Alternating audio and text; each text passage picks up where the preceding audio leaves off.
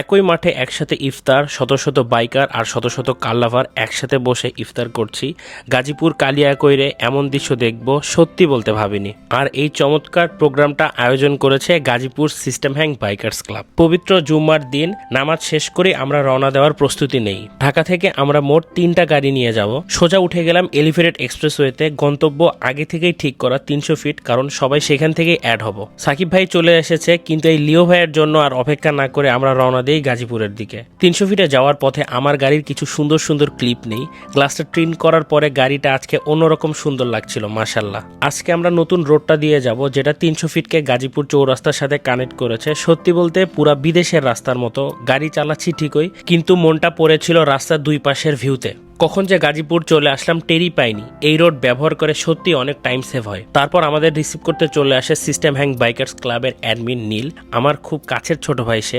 আমাদের রিসিভ করে সে নিয়ে যায় কালিয়াকৈরে। সবাই যেখানে ছিল সেখান থেকে একসাথে রওনা হব ইফতার গ্রাউন্ডে। কিন্তু বিশ্বাস করেন, গ্রাউন্ডে যাওয়ার আগে আমি তো পুরাই অবাক।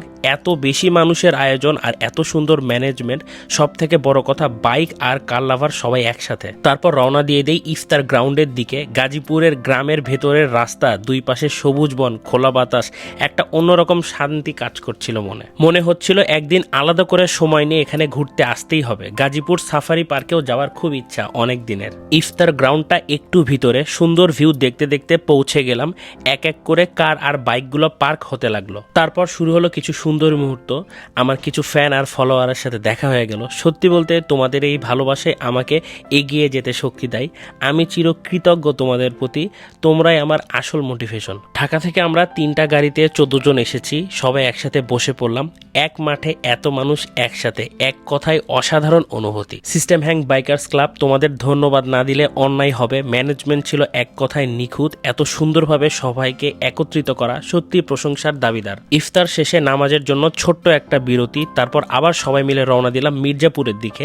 একসাথে আড্ডা, রাতের খাবার, আরো কিছু সুন্দর সময় কাটানো। সময়টা এত তাড়াতাড়ি কেটে যাচ্ছিল যে বুঝতেই পারলাম না। কিন্তু শেষমেশ বিদায়ের সময় চলে এলো। সিস্টেম হ্যাং বাইকার্স ক্লাবের টিমমেটদের থেকে বিদায় নিয়ে আমরা রওনা দিলাম ঢাকার পথে। বড় ভাইদের থেকে টোল ফ্রি নেওয়ার জন্য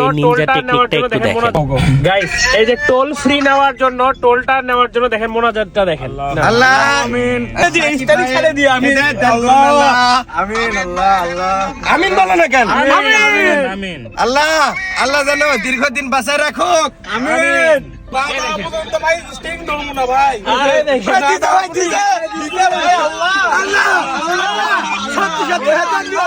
আল্লাহ সত্যি সত্যি হেদায়েত দান করো। আল্লাহ আল্লাহ আমিন।